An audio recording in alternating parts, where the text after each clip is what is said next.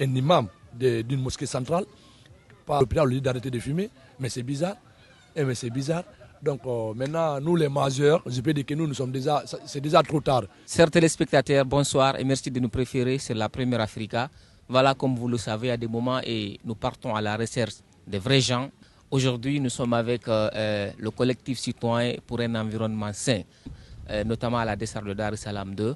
Avec eux, on va essayer de parler vraiment sur la création de leur ONG et dans quel but ça a été créé. Et aujourd'hui, qu'est-ce qu'on peut vraiment attendre d'eux. Voilà, ils ont déjà mené les enquêtes, ils ont commencé. Aujourd'hui, quelles sont les attentes? Avec eux, on va essayer de le découvrir. Allez, bonsoir. Bonsoir, monsieur. Vous allez bien? Ça va, oui. Présentez-vous. C'est Moustapha Silla, le coordinateur du collectif citoyen pour un environnement sain. Okay. Alors, je reviens à ma gauche. Allez-y, bonsoir. Bonsoir. Vous allez bien? Ouais, ça va. Moi, c'est Abou Hamza, le vice-coordinateur de ce collectif. Yep. D'accord. Allez, vous en tant que coordinateur de votre entreprise, dites-nous en quelques mots, votre ONG a été créée en quelle année et dans quel but ça a été créé? Ok. Notre ONG a été créée cette année. Parce qu'on a eu beaucoup de nos aînés qui ont essayé de mettre l'ONG pareil en place, mais ça n'a pas abouti, ça n'a pas marché. Donc cette fois-ci, nous avons cherché, nous aussi, à le faire avec une modération. Et son but est de lutter contre l'insalubrité, en un mot, de rendre l'environnement très sain. Il va indirectement, généralement, c'est-à-dire de rendre un environnement sain, mais particulièrement de délocaliser la décharge que tout le monde connaît ici. Si on prend un peu dans l'histoire, cette décharge est là depuis 1980. Il y a eu pas mal de jeunes qui ont quand même tenté franchement de faire leur mieux pour délocaliser la décharge. Pensez-vous que vous serez à la hauteur? Oh, oui, bien sûr, parce que ça date longtemps, mais toute chose a un moment. Quand le moment viendra, ça va cesser. Avec l'autorité en place, ils vont prendre des décisions qui vont aboutir à la délocalisation de la décharge. Je veux revenir à vous. Dites-nous un peu en tant que vice-coordinateur, aujourd'hui, quelles sont les missions que vous êtes en train de mener pour quand même aider les gens à délocaliser la décharge de Dar es Salaam? Ok, je vais revenir un peu sur ce que M. Silla vient de dire par rapport à cette décharge et par rapport aussi à nos aînés. Comme vous l'avez dit tout à l'heure, depuis 1980, il y a cette décharge ici. Il y a eu beaucoup de combats, mais avec cette autorité, il n'y avait pas eu un combat à part ce collectif. Donc nous avons vu et constaté que le CNRD est en train de faire beaucoup de choses. Le CNRD est humain. Donc nous avons décidé maintenant de créer ce collectif pour leur demander doléances, de nous aider, parce que vouloir c'est pouvoir. Quand ils veulent vraiment délocaliser cette décharge, ils le peuvent.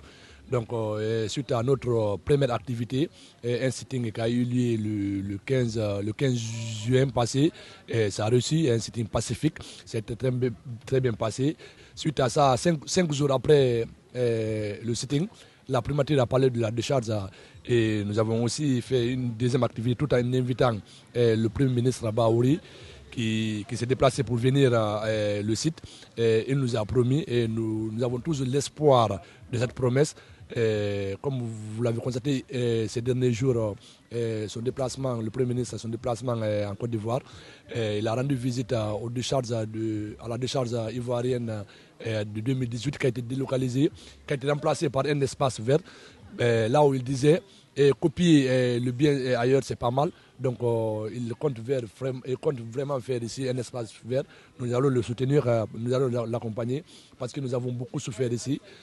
Si c'est à la saison sèche, il y a la fumée. Si c'est la saison pluvieuse, c'est l'odeur qu'on ne peut même pas respirer. Si l'espérance de vie aujourd'hui guinéenne est à 45 ans, celle de Dar es Salaam est à 30 ans. Donc nous voulons vraiment lutter contre ça parce que nous souffrons énormément. Nos enfants souffrent. Donc c'est un peu ça concernant la décharge. Nous voulons vraiment que l'État nous vienne en aide. Nous n'allons pas aussi se limiter là. Malgré l'État nous a promis qu'ils vont délocaliser la décharge. Baouri, suite à son intervention la fois dernière, ils vont d'abord fermer la décharge, mais jusqu'à présent, les camions continuent toujours à envoyer des ordures. Nous savons que ce n'est pas facile de délocaliser cette décharge, mais la fermeture de cette décharge, ça peut être, même en 1 heure, c'est possible. Baouri était là récemment et suite à votre appel, qu'en est-il vraiment et la promesse de M. Baouri? Nous avons confiance en lui. Baouri, je le connais avant qu'il ne soit Premier ministre. C'est un homme, vraiment, il est venu, on a échangé avec lui. Il nous a promis et j'en suis sûr qu'il tiendra cette promesse, Inch'Allah. Et nous allons aussi les pousser parce que l'État aussi est occupé. Il y a beaucoup de choses à faire. Ils n'ont pas, mais nous voulons qu'ils rendent ça leur priorité. Aujourd'hui, il y a pas mal de jeunes qui font leur activité là-bas. Est-ce que pensez-vous que de localiser cette décharge d'un côté ne serait pas aussi le malheur des autres? Ok, il y a un astronome allemand qui disait pour développer un pays, il faut tuer tous les pauvres. Donc pour satisfaire certains, il faut que certains pleurent. Donc tout le monde ne peut pas être satisfait à 100%. Nous sommes conscients qu'il y a certains qui vivent de cette décharge. Mais la majeure partie de la population souffre. Donc délocaliser certaines personnes pour satisfaire beaucoup de personnes, même vous le souhaitez ça. Donc Baouri, il a demandé de déposer des rapports, les zones les plus touchées. Ça, c'est prêt. Ce collectif lui a rendu un mémorandum dont beaucoup de choses sont mentionnées. Mais comme il nous a demandé aussi de déposer un rapport, le rapport est déjà prêt. Nous cherchons un rendez-vous pour le déposer ce rapport. Je vais vous revenir. Dites-nous un peu aujourd'hui, parlez de votre ONG, Collectif Citoyen pour un environnement sain. Vous parlez uniquement de Dar es Salaam, d'un cadre particulier ou c'est dans un cadre général pour toute la capitale Conakry? C'est dans un cadre général parce que la décharge peut être délocalisée aujourd'hui. Mais demain, il peut y avoir un facteur aussi qui va nuire à la santé de la population. Mais tout ce qui concerne l'environnement, nous, ça nous intéresse. Nos demandes d'activité, ce n'est pas seulement de délocaliser la décharge, c'est la priorité quand même. Mais nous allons contribuer aussi à l'émancipation de rendre l'espace, l'environnement très clair, très sain. Alors est-ce qu'aujourd'hui vous envisagez des sensibilisations côté des occupants riverains pour qu'ils puissent quand même comprendre que bientôt on va essayer d'enlever ça ici. Ils sont là et c'est là qu'il faut leur activité journalière. Voilà, pensez-vous à faire des sensibilisations pour leur comprendre cela? Oui, la population riveraine est sensibilisée parce que dans toutes nos activités que nous faisons, que nous menons, ils nous accompagnent. Et ils viennent toujours avec nous. C'est quelque chose qu'eux-mêmes ils veulent abandonner. Parce que la vie ne se limite pas là-bas seulement. Je ne prends pas, comme mon frère a dit, qu'il faut bannir certains pour soulager d'autres. Mais moi, je dirais qu'il y a autre moyen aussi de chercher l'argent à part de la décharge. Et nous, chez nous, avant, c'est les étrangers qu'on voyait dans les décharges. Ce n'était pas les Guinéens. Mais grâce à la cherté de vie aujourd'hui, ça a poussé quelques Guinéens d'aller ramasser leur quotidien dans les poubelles. Vous voyez? Mais parce que ce n'est pas leur envie. Ce n'est pas tout le monde qui le fait avec leur envie. C'est parce que certains, c'est la cherté de vie et d'autres